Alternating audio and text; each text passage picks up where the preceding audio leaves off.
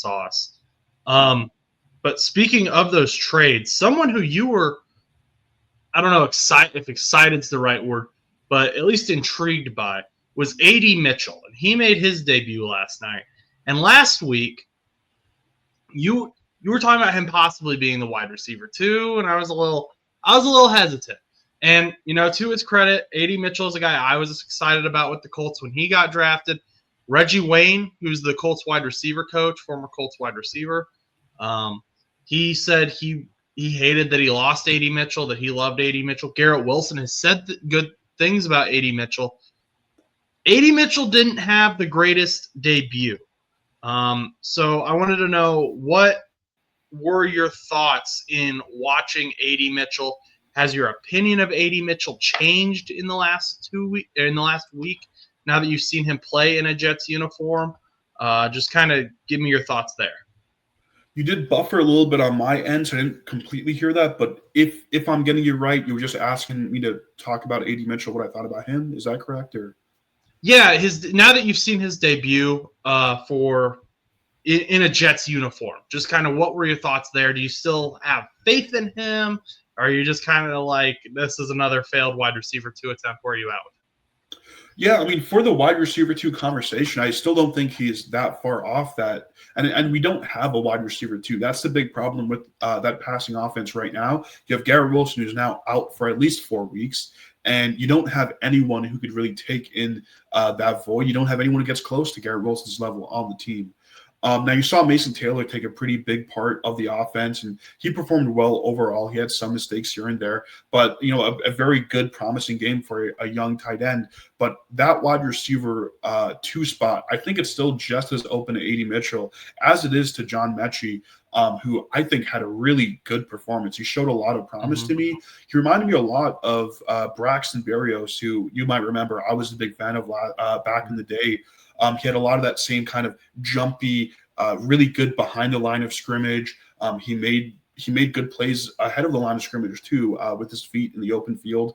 I liked a lot of what I saw from Mechie, and I think maybe he could be more of the wide receiver too. It wouldn't be necessarily like an XY sort of thing, wide receiver wise, but just as who can have the second most targets on the team. I think John Mechie made a pretty good case for that to be him the next couple of weeks. With A.D. Mitchell, everyone's talking about the 3 drops, and I would say one of those drops was not his fault. The one towards the end of the game where he had to kind of switch his body around, I think just the fact that he got his hands on that ball was impressive enough. That was a pretty poor throw, and it's never – as a fan watching it, we never really know what the intention for that play was. Maybe that throw was supposed to be there, and then A.D. Mitchell just didn't know the playbook well enough. We don't know that. I'm going to give him the benefit of the doubt there because that was a tough catch. I don't think more than 5 receivers in the NFL make, right? Like, that was really tough, switching your body around, getting your hand on it.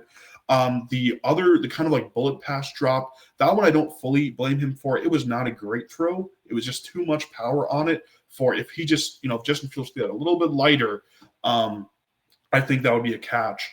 But to me, the worst part was that big game-changing play that would have put A.D. Mitchell down at the 15 or something. And he beats Christian Gonzalez. He runs the route perfectly, right? For that sort of route, you cannot do a better job getting the space there. And then Justin Fields gives him a pretty easy catch, I thought. And he drops it there. In the moment, I actually thought it was not a great catch. Watching the replay, though, a great throw. Watching the replay, though, that was on a dime. Like, you really can't get that throw that much better. And really impressive throw from Justin Fields. I did not see him having that sort of a throw in this game, especially looking at those last few weeks that have been rough, except the Cincinnati Bengals game. So when I'm looking at A.D. Mitchell, that to me was a big issue, more than the other 2 drops. That drop specifically, where you do everything right, but you just can't get it down in the end. It reminds me a little bit of Lazard in the early days where he was having all those drops after getting open. It reminds me a little of Aaron Smith, who struggles with that and has continued to struggle with that through the season. So it's definitely an issue. And can he be a wide receiver 2 without improving on that? Definitely not. But assuming that some of that's coming from learning a new playbook, getting used to a new team, and then also he was basically the wide receiver 1. That was the role he played last night.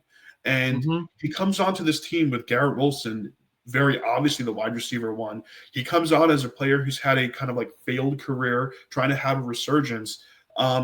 I don't fully blame him for that yet. Now, with 3 more games down the season, seeing what he can do, I think we'll get a better idea of it.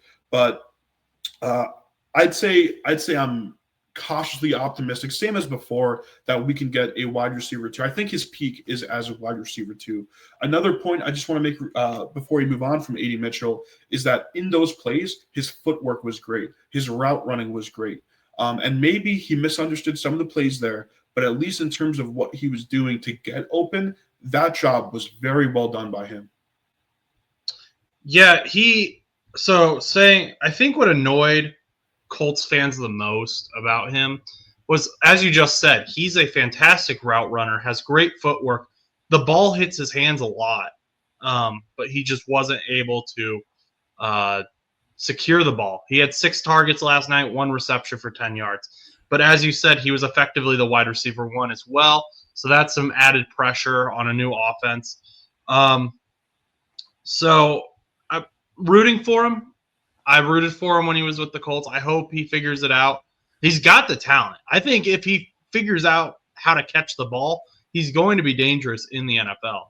But he just hasn't gotten to that point yet. But his route running is fantastic. That's a good point.